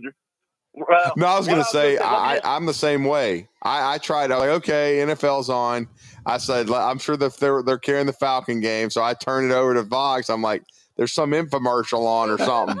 And I'm like, what is this? And then I turn it to CBS, and it's the Arizona Cardinals and the Saints. Ugh. It was awful, Drew. I had to, listen to this. I had to FaceTime my daughter in Tuscaloosa. She took her phone and put it on her TV because in Tuscaloosa, they were getting the Falcons game. So I had to have her take her phone and put it so I could watch the Falcons game. So anyway, that's my bad. That is on you, Fox 54. Oh, wow. You're letting us down. Here is my ugly, fellas, and I know y'all saw this. Okay. The Karen from the Philadelphia Phillies game. Yes. And the ball gate. That is my ugly. That woman is everything that is wrong with today's society. So that was my ugly from the weekend. Hey, listen, I'm going to jump off here. Yes, that happened. Yep. That happened at the Marlins Phillies game. Okay. Ball gets. I'll be honest, I didn't see it. Okay. Come on. The ball gets hit. Okay. Out to center field or whatever. Right. The ball is. Okay. The ball is there. You know, it's in the aisle there. Yeah. Dad runs over. Grabs it. There's another lady there. Dad grabs the ball first. He goes back over, gives it to his son. This Karen comes over and says, "No, that was my ball. That should have been my ball." Right. And took it, and took it from them. Oh wow. Yeah. She went viral real fast. Well, the Marlins then gave this kid, and it was his birthday coming up in a couple days. Yeah. The Marlins then felt so bad during the game because it had gotten video attention during the game. They gave him a huge package, like a whole bunch of stuff. Wow. After the game. The Phillies gave him a bunch of stuff as well. So I mean, the kid came out. The kid came out with well. a bunch of game used stuff. Yeah, but the lady, the lady, nonetheless, it was a bad, oh boy, very very bad. Yeah, when you're taking moment. A ball from a kid, I mean that's pretty bad. I mean, come on. I mean, are you kidding me? Good grief. Yeah, it was. It's my ball, even though I didn't get to the ball first, but it's my ball. I mean, that ain't good. Anyway, so you don't take a ball from a young kid, man. That's why they're there at a baseball game. You watch it. I mean, I certainly wouldn't have. I mean, you almost want to give it away to a kid. I look, man. I've given away stuff that I've had at Bama games to families and stuff. Okay, so I'm letting you see it for the very first time, so you can see it. See the ball's there. The guy takes it. Yes, he walks over to his son, gives it to his son. That's awesome. And then man. Boom, here it comes, and she's like, "That's my ball. That's my ball." And I mean, she's irate at him. the kid has the ball. Yeah. And the dad's just like, at that point, the dad's just like, okay, whatever, take it, get out of here, just get out of here. I'm sure she voted for Joe. Anyway, let's stay out on the phone lines, shall we? Ellis is with us. Good morning, Ellis. Morning, Ellis. Well, ain't that awful? That's the bad and the ugly right there of the weekend. So, yes, it is awful. Yeah, man. Awful that people. You don't want to take a baseball from a little kid, man. Yeah, like that guy said before me, that's what's wrong with the world today. I had a road rage incident. I didn't do anything. I just brake checked somebody for riding my tail end, and the guy went plumb berserk. Passed me. Well, I won't tell you what happened to me. Good Lord! Now wait a minute. Did you go to the Bama game when this happened, or is this just being out and about? I was coming down from Jasper, Alabama, down 69. And somebody just come up behind me and started riding my tail. So I just brake checked. I didn't know shoot no bird or cuss or anything. And I had to abruptly take a exit off the main road so I could get away from him. Wow. Like I said, he threw a bottle at me over his car toward me, and it was a glass bottle too. So, man, I thought, what if he had rolled the window down and stuck up a pistol and shot at? I mean, you never know. I mean, never know these days. Look, Al. I was in Tuscaloosa going to the game. Brett Beard was with me. We were at an intersection. We were nearly to our the parking deck, the stadium parking deck, and there was a red light, and we had to wait. And we were turning left, and it turned green, and I start turning left, and then there's a car straight across from us that he came through the intersection, and if I had hit my brake at all, he would have clipped me in the back. I mean, because I turned to Brett. I was like, Brett, you just see that? He goes, oh, yeah. A guy in a Mercedes. This is a little Mercedes. I was like, man, that guy nearly hit me. I was like, what is he doing? Like, I'm trying to complete my turn, and he's coming through the intersection. Just crazy, man, the way some of these folks drive. Crazy. But I know it was not a big opponent, but all these people that saying that there's bad things going on in the locker room and bad things going on between the coaches and all that stuff down there. But I believe if it's something bad going on, they wouldn't have played like they did. So. Well, I think they still respect and are listening to their coaches. I agree with you there. They certainly played hard. I even have a theory that if they had inverted the schedule, played Monroe first in the opener with some of these guys that are coming back from injuries like Deontay Lawson, and then with Ty, and it would have been his first start at Alabama. If they had played Monroe and then Wisconsin second, and then played Florida State third, I think not. I'm not calling for a Bama blowout, but I think Alabama could have beaten Florida State. I think they would have been in a different mindset. And I think, Florida State caught them at the perfect time and played their butts off and whipped Alabama. But I think hopefully Alabama's starting to come into their own. But they've got to handle success. We got to see how they handle a physical Wisconsin team that's going to come in and punch them in the mouth. Yeah. And how are you going to keep that Brooks off the field?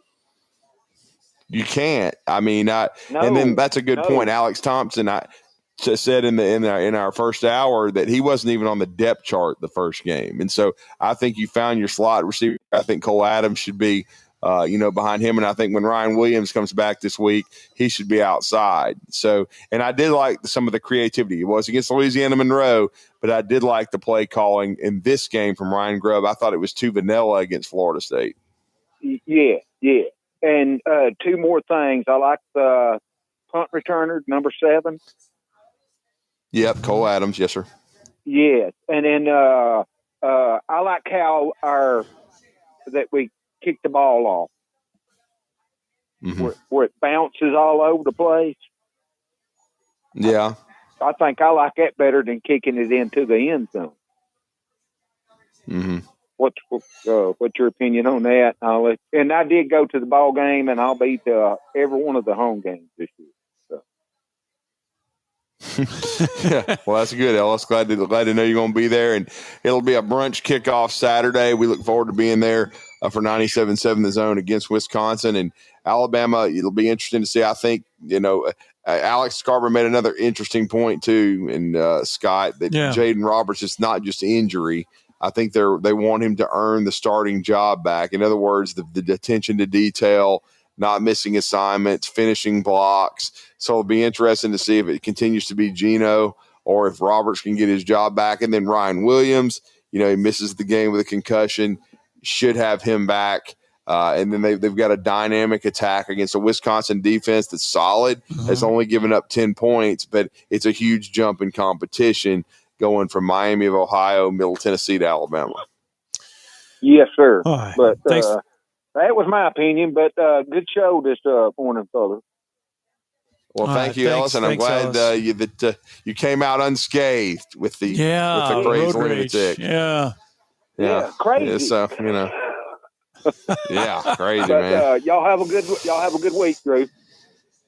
Thank you, Ellis. Thanks, Ellis. All right, 8:32. Let's get a break in. When we come back, phone line's still open to you, 256-576-4977. We'll check in with DeBoer. We can check in with Hugh Freeze, and we'll check in with some other coaches from around the SEC, as it was a busy Saturday of college football.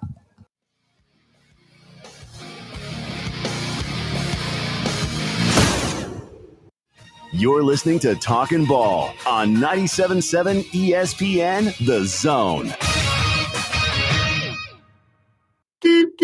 Travel accommodations for 97.7 ESPN The Zone provided by University Kia.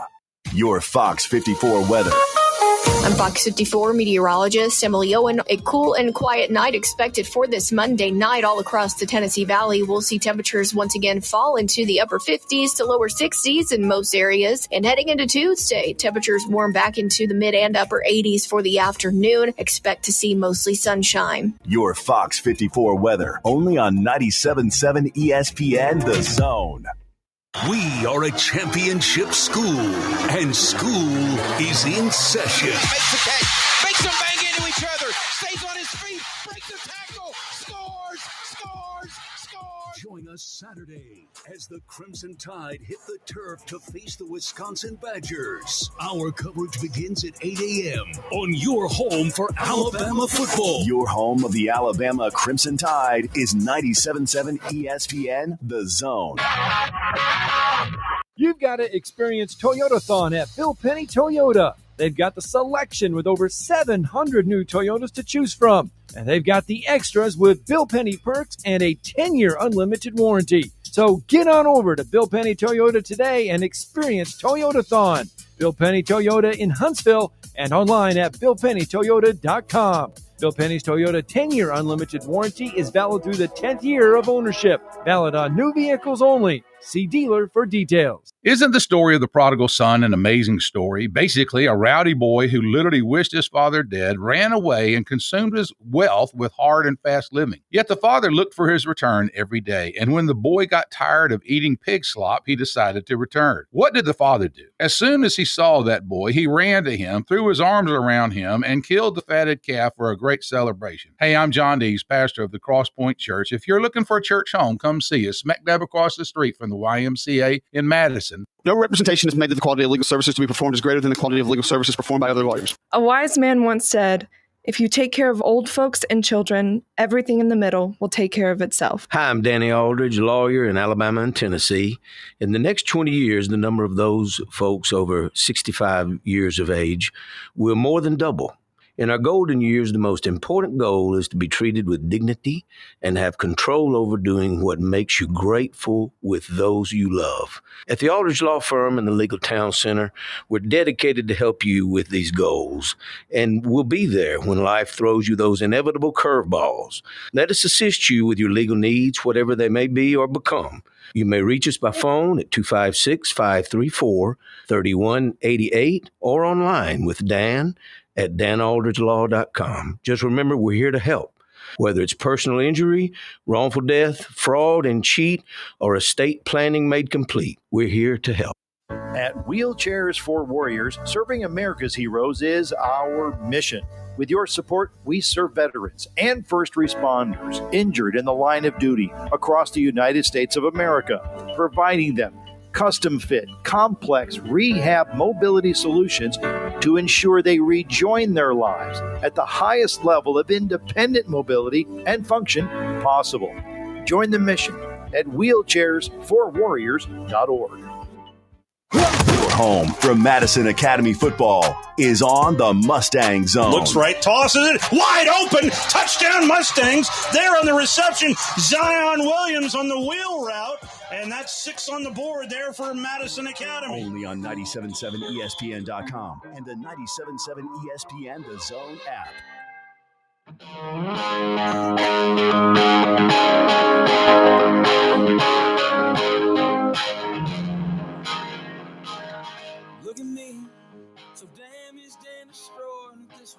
Talking ball live from Bill Penny Toyota, sitting out here in the service department. Once again, Monday through Friday, 7 a.m. to 7 p.m., Saturday, 7 a.m. to 5 p.m. They can service your vehicle's needs. And we've focused a lot on Alabama. We've focused a lot on Auburn, and rightfully so. But SEC play did get started this past weekend as Ole Miss traveled to Kentucky. Ole Miss coming away victorious in that one. Here is Lane Kiffin after the win against the Wildcats. Really proud of our guys. Coming on the road in the SEC and winning is a hard thing to do. You play 4 of these for now. You play 4 every year, and they're hard. So it's like you just have a relief to cross them off and get wins on the road.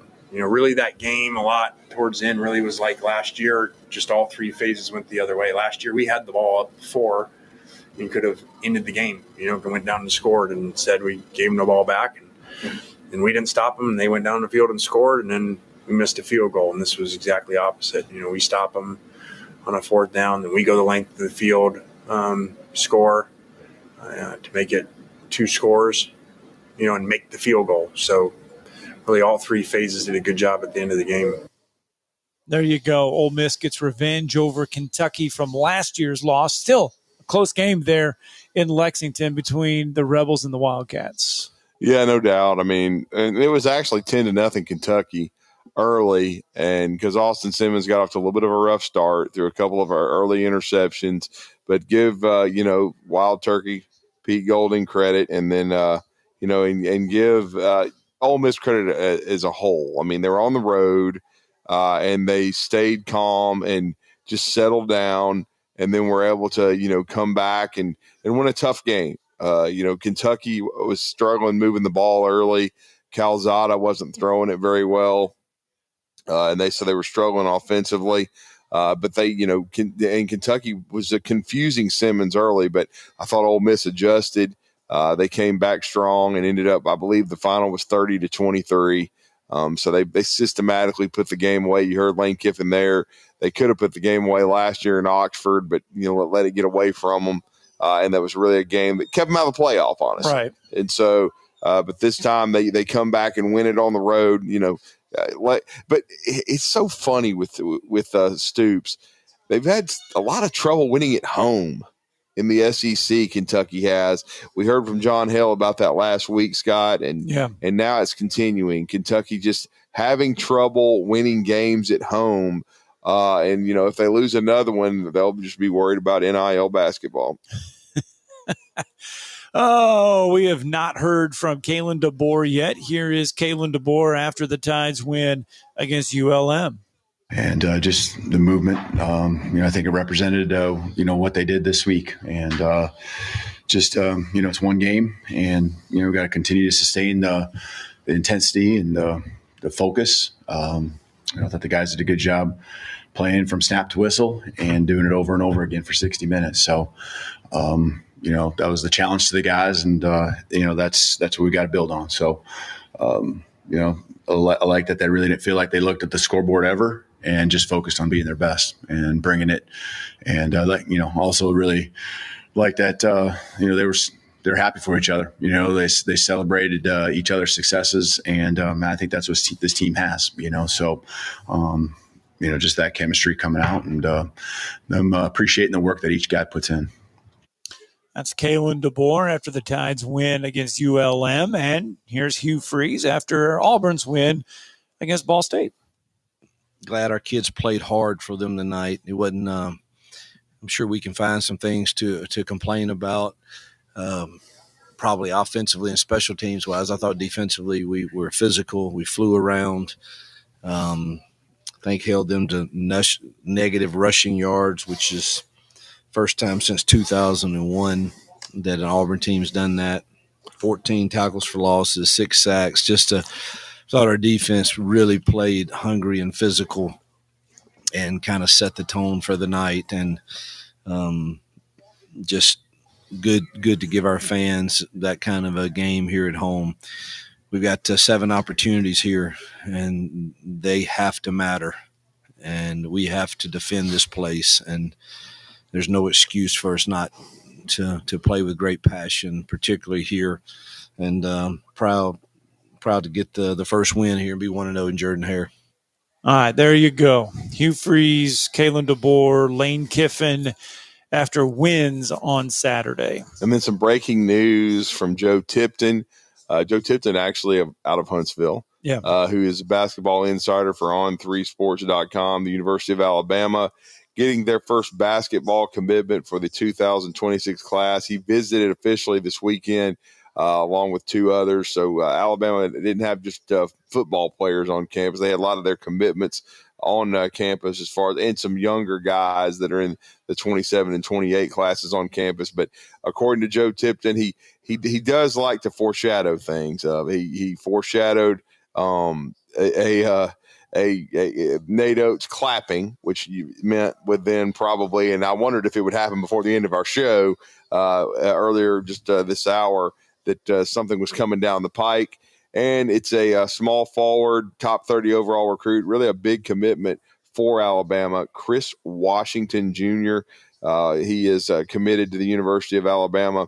He is he considered Tennessee, Ole Miss, and Auburn among others.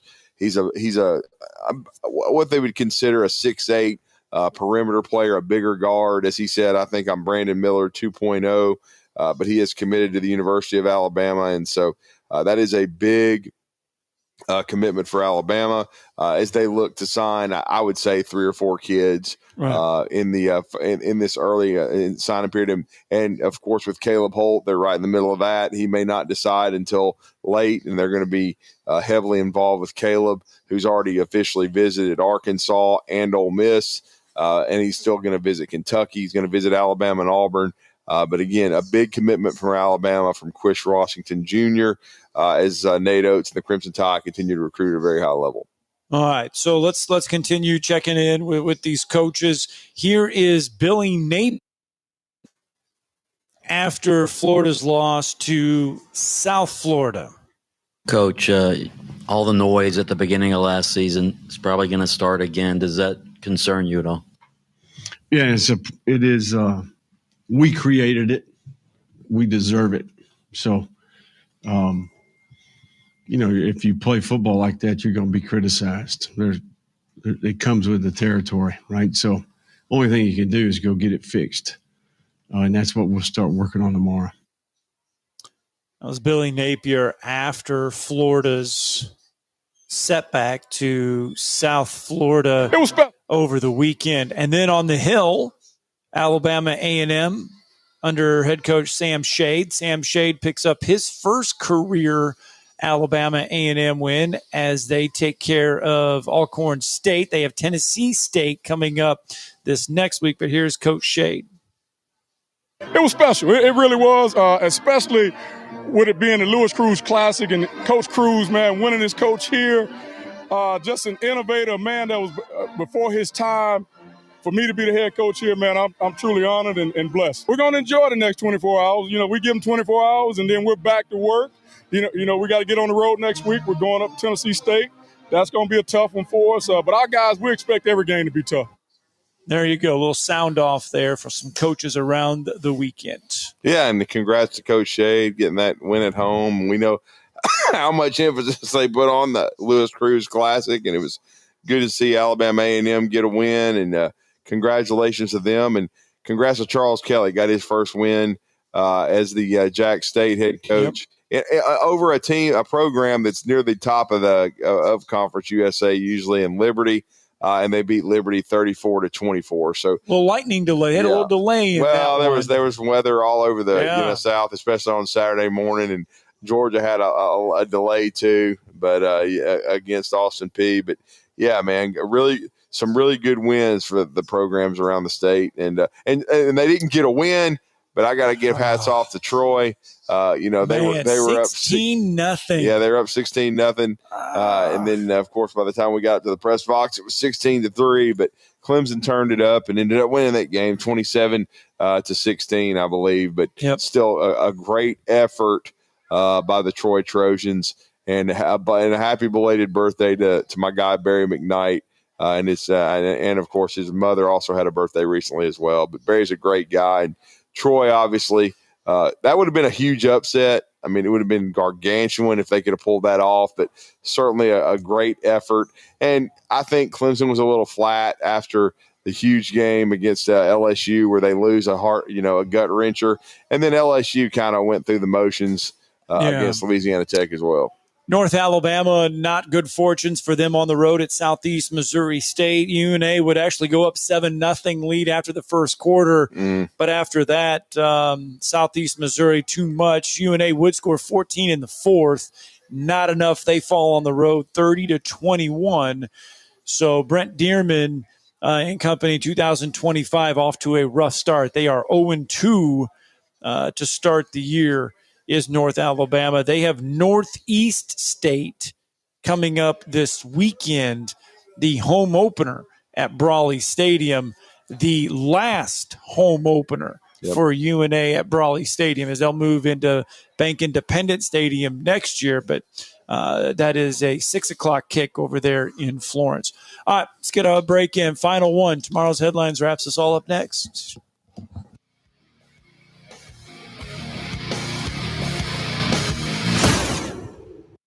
You're listening to Talkin' Ball on 97.7 ESPN, The Zone.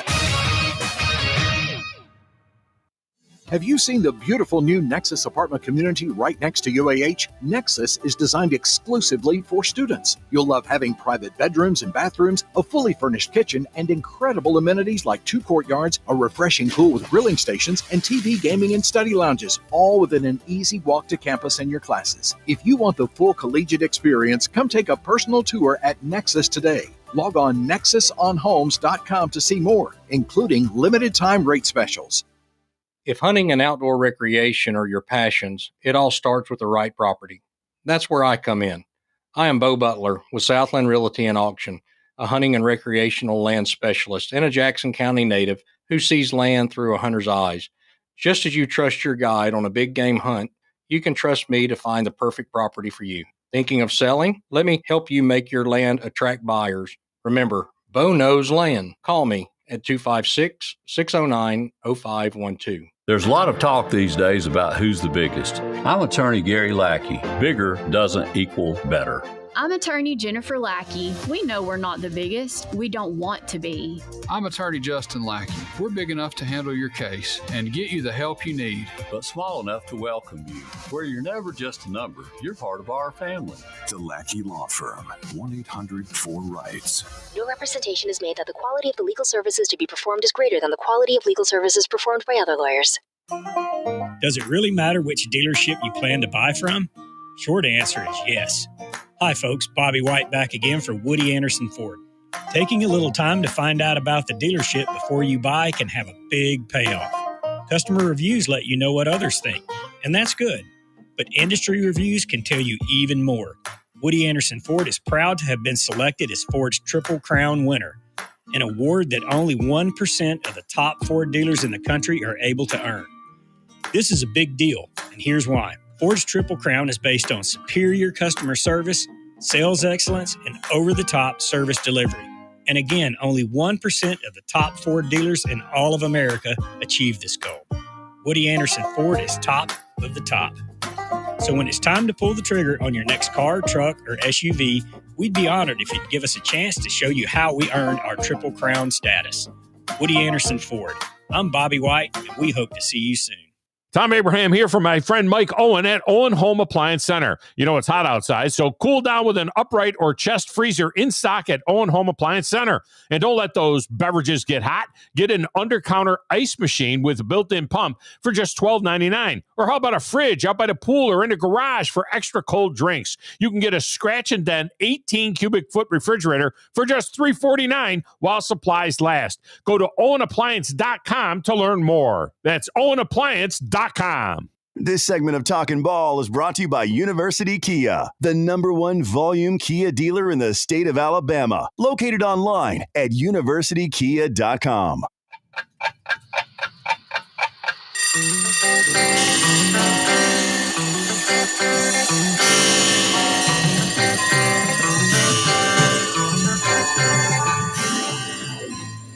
It's time for tomorrow's headlines today with Scott Tyson and Drew DeArmond on 97.7 ESPN The Zone. Time keeps on slipping. Time does keep on slipping into the future. Mm-hmm. And one look at the top 25 for this week. Ohio State, Penn State, LSU, Oregon, Why are Miami. they putting Ohio State on television playing Ohio? I don't know. But I know they're #1, I guess. right. But good Lord, on national television. I mean, I love the Fighting Soliches, the Bill Bender alma mater here. Yes. But they ain't got a chance. I mean, you can't put a better game on TV than that. I'm sure they could. The SEC, by the way, 11 teams ranked inside the top 25 this week. Missouri checking in at number 25 after their win against Kansas. Auburn checking in at number 24 in the polls. That does give the SEC 11 ranked teams. Alabama checks in at 19, Ole Miss 17, Texas A&M 16, Tennessee 15, Oklahoma 13, South Carolina 11, Texas number 7, Georgia 6, and then LSU number 3. So there's your top 25 as far as the SEC goes. Yeah, I think there's, 11 teams? So 11 teams, yes. Dan Woken said the SEC was bad. I mean, they've got 11 teams ranked. Go cover the U.S. Open, you idiot.